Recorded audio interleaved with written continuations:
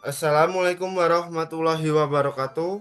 Kami dari kelas S1 SD 0402 mata kuliah pembelajaran mesin yang diampu oleh Bu Aina Latifah Riana Putri yang beranggotakan saya sendiri Wisnu Haji Sanjaya dengan NIM 2311110036. Berikutnya ada Fahmi Hidayat dengan NIM 2311110063. Selanjutnya ada Zoka Romadhani dengan NIM 2311110060. Di sini kami akan membahas materi ensemble learning dengan metode bagging dan boosting. Langsung saja mulai dengan penjelasannya. Yang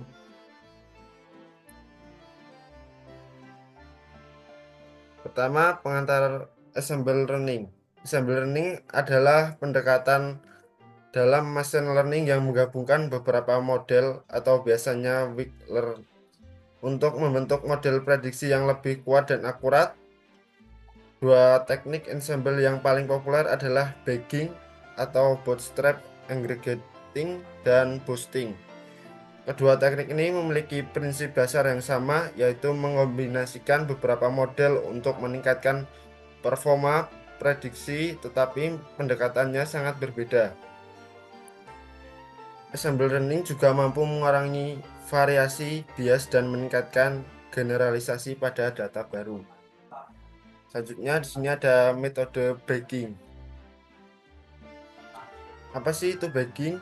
Bagging singkatannya dari bootstrap aggregating adalah metode ensemble yang bekerja dengan cara membuat beberapa subset data dari data pelatihan asli menggunakan teknik bootstrapping atau sampling dengan pengembalian. Setiap subset ini digunakan untuk melatih model yang berbeda secara paralel. Hasil dari semua model kemudian dikombinasikan menggunakan voting atau untuk klasifikasi atau rata-rata untuk regresi. Tujuan utama dari bagging adalah mengurangi varians dan menghindari overfitting.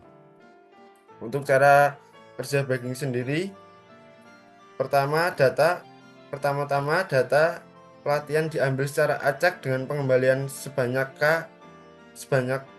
kali untuk membentuk K bootstrap sampel. Kedua, masing-masing bootstrap digunakan untuk melatih model atau biasanya decision tree. Decision tree sederhana seperti decision stem. Ketiga, semua model melakukan prediksi terhadap data baru. Keempat, hasil prediksi digabungkan menggunakan majority voting atau rata-rata. Salah satu algoritma paling terkenal yang menggunakan bagging adalah random forest. Selanjutnya, study case bagging yang akan disampaikan oleh rekan saya, Fahmi Hidayat. Saya persilahkan.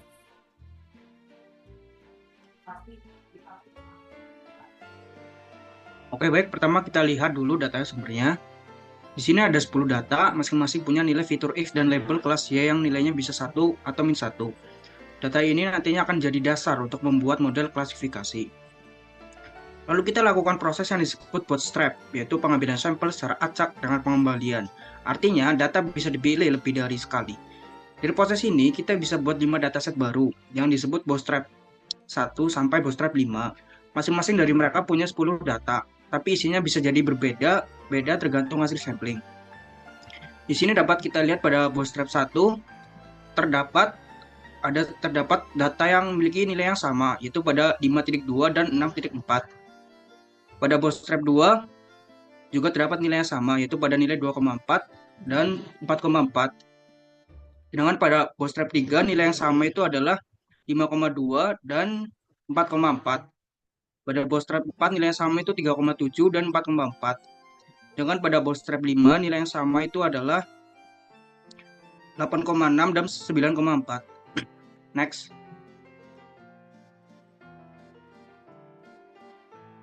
Dari kelima dataset tersebut, kita buat 5 model klasifikasi menggunakan algoritma decision tree C45.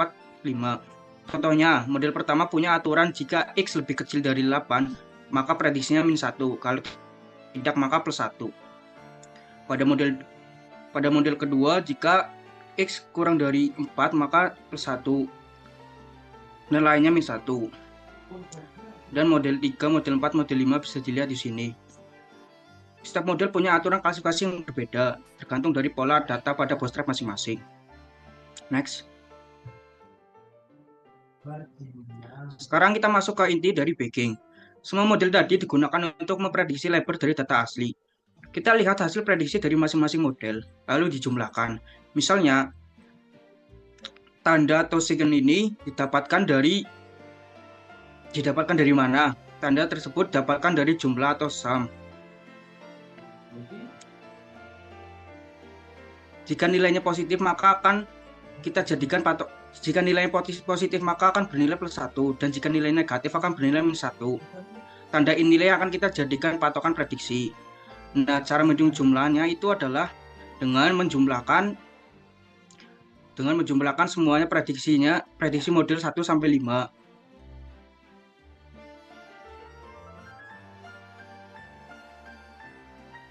Dan menariknya, pada contoh kasus ini, tanda atau second dan ya asli semuanya bernilai sama. Artinya, gabungan model lewat bagging ini akurat 100% terhadap data ini. Next.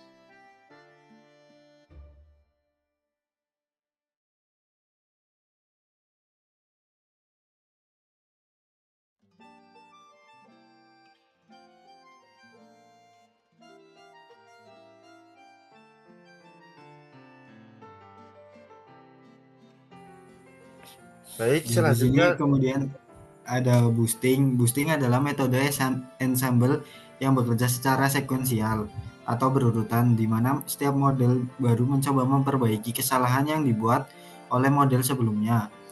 Berbeda dengan bagging yang bekerja secara paralel, boosting membangun model satu persatu dengan fokus pada data yang salah diprediksi oleh model sebelumnya.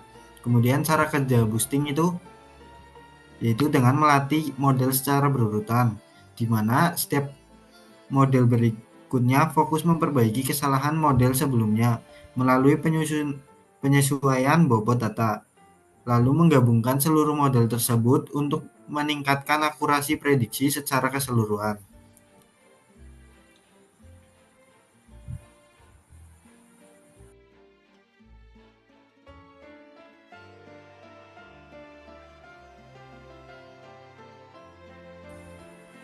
Next. baik di Untuk sini berikutnya ada akan disampaikan oleh contoh studi tahap proses penggunaan model boosting klasifikasi berbasis dictionary tree. Di sini yang berisi 10 objek yang dimana ada dimensi X real 2,4 sampai 9,4 dan label kelas Y yang bernilai 1 dan -1. Bootstrap dilakukan pada sebuah himpunan data sumber dengan probabilitas yang sama untuk setiap objek data. Jadi setiap objek memiliki peluang terpilih 0,1. Subhimpunan data hasil bootstrap ini digunakan untuk membangun model 1 yang masih lemah yang memberikan kesalahan relatif besar. Selanjutnya, objek-objek data yang salah diklasifikasikan oleh model 1 akan ditingkatkan probabilitasnya ditingkatkan oleh bootstrap berikutnya. Sedangkan objek-objek data yang benar justru diturunkan probabilitasnya.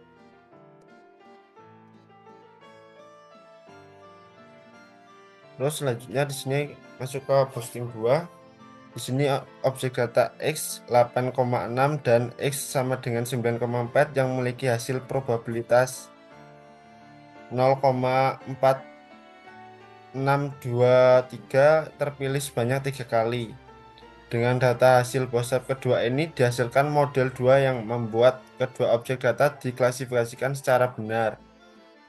Selanjutnya X sama dengan 2,4, X sama dengan 3,1, dan X sama dengan 3,7 yang salah diklasifikasikan oleh model 2. Selanjutnya dinaikkan ke probabilitasnya menjadi 0,3037.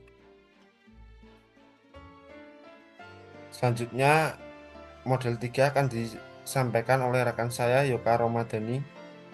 Saya persilahkan. Ya, kemudian pada boosting 3 yaitu ketika objek data X sama dengan 2,4, X sama dengan 3,1, X sama dengan 3,7, masing-masing terpilih sebanyak 2 kali. Dengan data hasil bootstrap ketiga ini dihasilkan model ketiga yang membuat ketiga objek data tersebut dapat diklasifikasikan secara benar. Gabungan ketiga model menggunakan majority voting dengan pembobotan sesuai akurasi. Setiap model tunggal menghasilkan sebuah model boosting dengan kesalahan 0%. Sudah.